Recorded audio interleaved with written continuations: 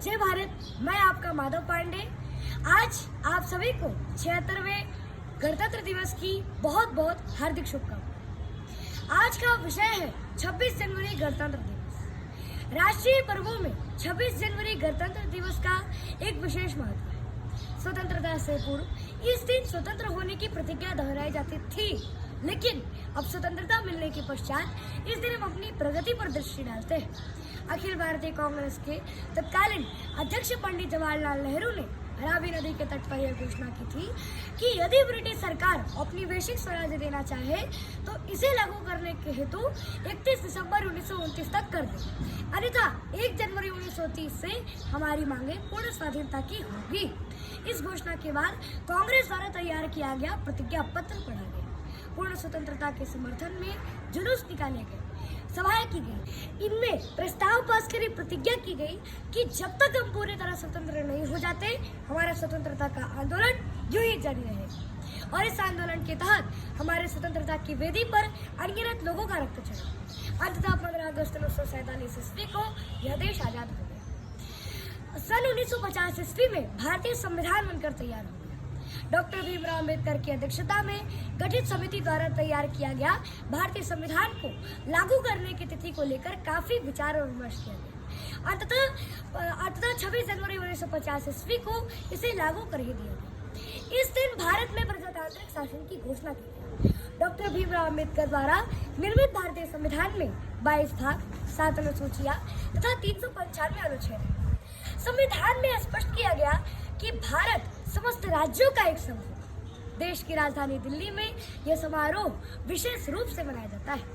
गणतंत्र दिवस की एक दिन पहले राष्ट्रपति देश के नाम संदेश देते हैं और गणतंत्र दिवस की सुबह इंडिया गेट स्थित अमर जवान ज्योति का अभिवादन कर इस अवसर पर आयोजित कार्यक्रम की शुरुआत होती है।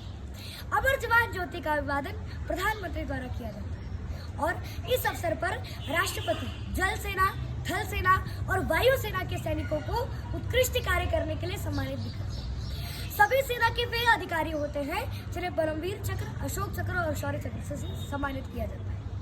और इस दिन संसद भवन को भी दुल्हनों की तरह सजाया जाता है। अब प्रश्न है कि who was the Akbar and Akbar the great? ना पुराण ना वेद पढ़ाए, जाने क्या बकवास पढ़ा दिया। शिक्षा में घोटाला करके अधकचरा इतिहास को पढ़ा दिया। पूर्वजों की वीरता के इतने इतिहास पढ़ा डाले, सनसनाती हमें ऐसी कितने इतिहास पढ़ा डाले। अरे अंतर्गम विचारों से भी लड़कर पूछ रहा हूँ मैं, दहशतगर्दों की छाती पर चढ़कर पूछ रहा हूँ मैं, इतिहासकार और सिंहासन से अड़कर पूछ रहा हूँ। हमें बेहद अफसोस है कि हमारे स्कूलों और कॉलेजों में पूरे इतिहास को बदल कर पढ़ाया जा रहा है। हमें पढ़ाया जाता है कि Akbar the great, the Tipu Sultan वगैरह वगैरह। तब हमारी अंतरात्मा अंदर से झकझोर उठती है, हमारे रगों का खून खौलता है।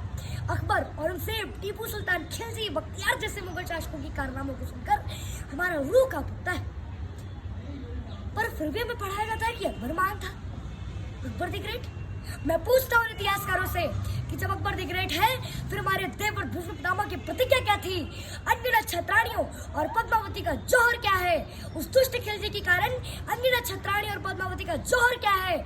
1857 ईस्वी में झांसी की रानी वीरांगना लक्ष्मीबाई की क्रांति क्या है कि चमक उठी 57 में जिसकी तलवार पुरानी थी, बुंदेले हर बोलो की मुँह हमने सुनी कहानी थी, खूब लड़ी मर्दानी वो तो झांसी वाली रानी थी कि सुनी नहीं तुम उसकी कहानी, झांसी की मर्दानी रानी।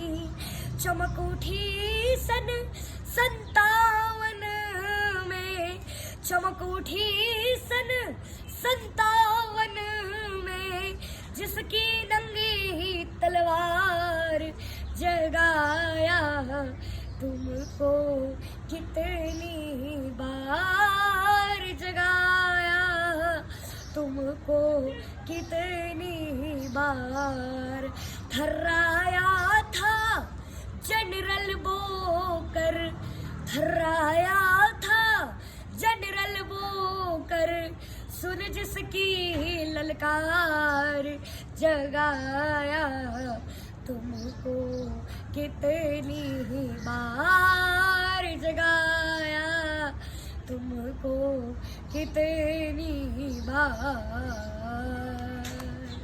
अगर अकबर द ग्रेट है, फिर 17 बार मोहम्मद गौरी को प्राण दान देने वाले हमारे पृथ्वीराज चौहान कौन थे? मैं पूछना चाहता हूँ इतिहासकारों से कि जब अकबर द ग्रेट है, फिर हमारे महाराणा प्रताप के चितक का बलिदान क्या है? अगर अकबर द ग्रेट है, फिर 5 और 7 वर्ष की आयु में धर्म पर मर मिटने वाले फतेह सिंह और जोरावर सिंह की गाथा क्या है? अगर अकबर द ग्रेट है, फिर केसरी का बलिदान क्या है? Akbar the great, I can't accept, मैं इसे स्वीकार नहीं करता, क्योंकि ये धरती है हमारे से ऋषि अगस्त की, जो पी गए समुंदर को। ये धरती है पोरस की, जो नतमस्तक कर दे सिकंदर को। क्षितिज तक सूरज गूंजेगा, स्वयं तिन मान बदलेगा। उतारो भारती की आरती, सम्मान बदलेगा। विवादों में उलझ कर कीर्ति माँ की मत करो धूमिल। शहीदों की करो पूजा, तो हिंदुस्तान बदलेगा। शहीदों की करो पूजा, तो हिंदुस्तान बदलेगा। पृथक हर धर्म होता है, पृथक परिवेश होता है। पृथकता में रहे मिलजुल, तो यह उद्देश्य होता है। जहाँ रहे हिंदू मुस्लिम और ये सिख ईसाई, जो समझे देश को अपना, उसी का देश होता है। जो समझे देश को अपना, उसी का देश होता है।